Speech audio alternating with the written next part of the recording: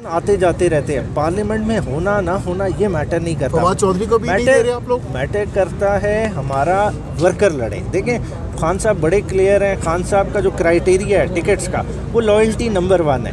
Loyalty के criteria पे जो उतरेगा इलेक्टेबिलिटी उसके बाद आएगी और उन्हीं लोगों को खान साहब लड़ाएंगे। इलेक्शन से पहले रिहाई देख रहे हैं खान साहब की? देखें शाह साहब अगर आ जाते हैं, देखें शाह साहब पे और केसेस तो हैं, नहीं मैं वही उस कॉन्टेक्स्ट से बात कर रहा हूँ। अगर शाह साहब को और किसी केस में इम्प्लीकेट नहीं करते तो मैं देखता हूँ कि खान साहब भी जो है ना 2-1 हफ्तों में बाहर आ जाएंगे। सिर्फ 2 FIRs में अरेस्ट डली हुई है, 28 को उनमें बेल लगी हुई है। दोनों इंशाल्लाह ताला नैब के रेफरेंसेस बोगस हैं, तो he will be in the. तो जश्न वशन की तैयारियां शुरू कर दें? आप कह रहे हैं कि 2 हफ्तों में आ जाएंगे, तो तैयारियां भी आ रही हैं, शुरू कर दें कारकुनान? बाहर आने या अंदर रहने से फ़र्क नहीं पड़ता, क्योंकि वो शख्स ने तहिया कर लिया है कि मैंने पाकिस्तान की आज़ादी के लिए जंग लड़नी है। देखिए अंदर बैठ के भी वो शख्स कैद नहीं है, ठीक है, वो और लेवल पे इंटरेक्ट कर रहा है, ठीक है। उनका मकसद क्या है कि 8 फरवरी को असली तौर पे जमहूरियत रिवाइव हो, ताकि जो इकनॉमिक प्लान जो उनके जहन में है, जो इकनॉमिक सर्जरी रिक्वायर्ड है, उनको इन प्लेस करें, ताकि वंस एंड फॉर ऑल इस कौम की IMF से जान छूटे, हम अपने फैसले खुद करें। उमर नियाज़ी साहब ये बताइएगा कि जैसे कि बताया गया है कि लेवल प्लेइंग फील्ड के हवाले से कहा गया है कि जो लोग इसमें मुलविस थे,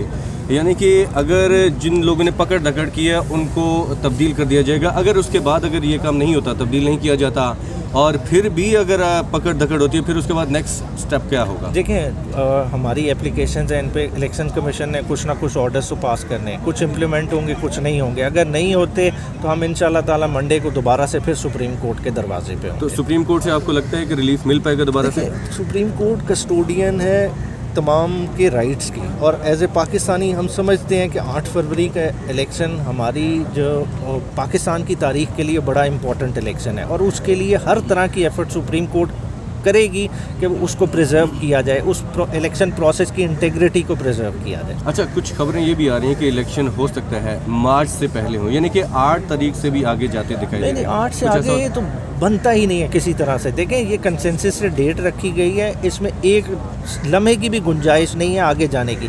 देखें आप कहें कि जी ये नहीं हो सकता, वो हो सकती है, उस दिन बारिश हो जाएगी, तूफ़ान हो जाएगा, देखिए इलेक्शन तो कराना पड़ेगा। इलेक्शन से अब राय फरार नहीं मिलेगी। ऑलरेडी आपकी जो इंटरिम गवर्नमेंट्स हैं वो 90 दिन से ज़्यादा एक्सीड कर गई हैं, वो अपना आइनी मैंडेट लूज़ कर गई हैं। ये तो है कि अभी कोर्ट्स ने इंटरफेयर नहीं किया, वरना बुनियादी तौर पर तो जो 14 मई का इलेक्शन नहीं हुआ था, 2 चीफ मिनिस्टर्स के खिलाफ कंटेम्प्ट की कार्रवाई होनी चाहिए थी, वो नहीं हुई। तो अब इंशाल्लाह ताला 8 फरवरी से आगे नहीं जाने दें। ये जो मुकदमा बनाया गया, इसमें कहा जा रहा है कि हैंग टिल डेथ, फांसी की दफात शामिल की गई है, ये बात दुरुस्त है?